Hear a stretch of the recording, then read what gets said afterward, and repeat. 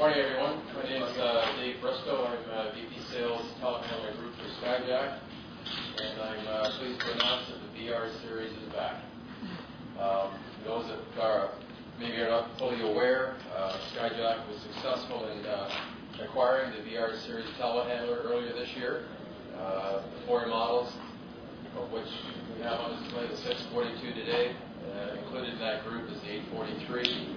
The 1044 and the 1056. So that was, as I said, announced and acquired earlier this year. The entire production of the tooling, jigs, and fixtures and equipment was moved up from Shippensburg, PA. These machines are now produced in Guelph, Ontario, or 45 minutes west of Toronto. The new facility actually is that we have acquired. There's a new 300,000 square foot building, of which the Zoom Boom telehandler product line, and I'll talk about that when I do that presentation later. The VR telehandler line and their new boom product and the recon facility is now under one building in Guelph, Ontario. As I mentioned in the background, is certainly for, again, those that are aware, this is formerly the Ingersoll Rand telehandler series, acquired by Volvo, and then Skyjack purchased the product line from Volvo earlier this year. What you see here is the same product and design as was earlier under the Ingersoll Rand ownership. The only changes to date is the exterior change to the color combination of the Skyjack ownership. Our current plans are to continue production of all 4 models, obviously looking at product improvement as we hear from our VR dealers. We are in the middle right now of finalizing a number of those contracts successfully, and we'll have approximately about 12 to 14 new dealers on board by year end, plus the Volvo Construction Equipment Services stores that are part of the agreement when the line was acquired from Volvo. So I'm just going to go through this product with you. I feel I'll be fairly versed in what I know about this product. Obviously, my background being 12 years with Zoom Boom, I'm certainly up to speed on that line, but I'll certainly give you an overview and welcome your questions when I get to the end.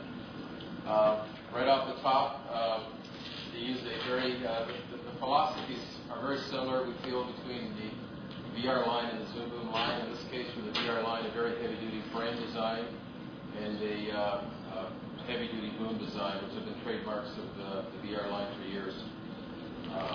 Taking it from this side before we switch over, we've got component-wise, we run a Cummins 110 turbo Tier 3 engine. The entire line had gone through Tier 3 transition before the acquisition, so obviously it was nice that we didn't have that engineering work in hand when the purchase was made. We run Dana axles 212 series on this machine, and we run a Dana transmission T12000 3-speed power shift transmission. Those lines, just for the cross-reference in data on the axles, the transmission, and the engines are common between both brands and for Skyjack today. We run this is the frame leveling cylinder, 12 degrees left and right of center. Behind here we have grease fittings that allows the greasing of the front trunnion of the axle. In this position, it was located right here behind the frame leveling cylinder. This unit runs 13 by 24 drive tires. This particular unit here on display does have foam fill in the machine, as we validated yesterday during the weight test. Tanks, we have on the fuel and hydraulic, we run a 35-gallon diesel fuel tank, and we run a 40-gallon hydraulic fuel tank. And the tanks are inside the overall width of the machine. They're inside of the drive and steer tire, protected from outside potential damage. Overall width of this unit is 102 wide. It's 95 inches high. The wheelbase on this unit is 120 inches on this particular model. I had Mike assisting me today set this machine up right at what we call the standard 0-degree boom angle for normal travel operation. One of the key features of this model is a true 360-degree visibility, with the opportunity for the operator to be able to see the regular tire in reverse position.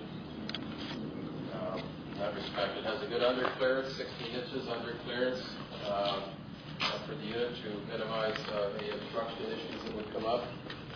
The frame on this boom is an A-frame design. So as I said, it does add to the visibility factor for the operator on a full 360-degree spectrum. There's a plate back here that does protect the rear cylinders, which are the self-leveling cylinders for the port carriage. The actual lift cylinders are heavy-duty design. They're center-mounted on the boom.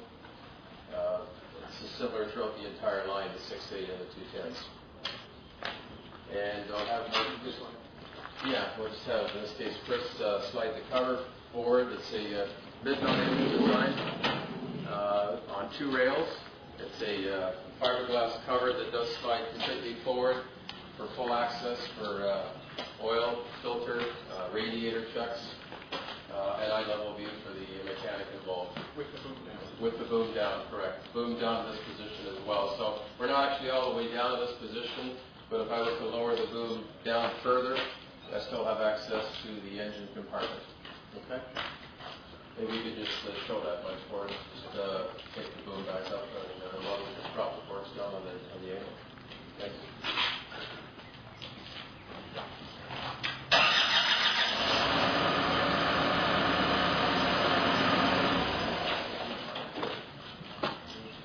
A bit of forward tilt, but I'm basically just, proving what I mentioned about the access with the boom all the way down. In the back as well here, we have Zerk grease fittings that allow us also to grease the rear axle trunnion mounts as well on the rear. Again, it's a Dana 212 axle on the front and rear.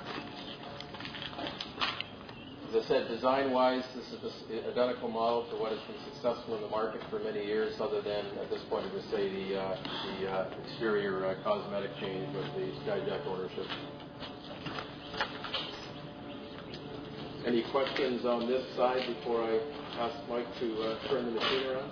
Are these elliptical bearings? I'm not sure on that guy. Yeah, I think they're oblique, yeah. They are, yeah. There's also, in this design, the VR series also supplies a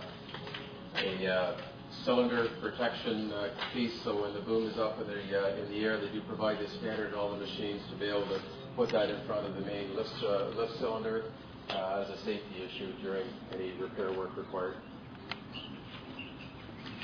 Dave, what are the various height sizes of the VR line? So this is a 642, so commonality 6,000 pounds, 42 feet, and I will just put an asterisk beside that. This is a full 6,000 pound rated machine, 42 feet by our spec sheet. But if you look at our load chart, the actual rated capacity of this machine starts at 6,700 pounds. You actually can lift 6,700 pounds of this machine at 37 feet. And then it drops to 6,000 pounds of full lift. But I just wanted to put a footnote on that because certainly it does allow for additional capacity, even though it's rated at 6,000 pounds. Probably the spec sheet should say 6,700 pound capacity, but that's what the first rating allows you to do up to 37 feet in the air. On the 8, it's a 43 feet of lift. The 210s are 44 feet and 56 feet. The outrigger is an option on the 8, and the 10 is standard on the 56, obviously for stability reasons. Air tires? Yeah, air tire standard, as I mentioned, this particular machine has a foam fill. There are also a variety of other tires that were offered, rock lug tires and special low-profile tires. We're not sure where we're going to go with that direction down the road. There were quite a multitude of options that they offered, and we're just going to assess, market and conditions. Obviously, the air tire foam fill option and rock lug is going to fill probably 90% of market demand. But the chart 67 has a design now. Yes, it is. Yep. Again, and that's the 37 feet raise that this machine will pick. Okay. Want to do a turnaround, Mike? Yes. Oh, just a second. I'll just get this for you.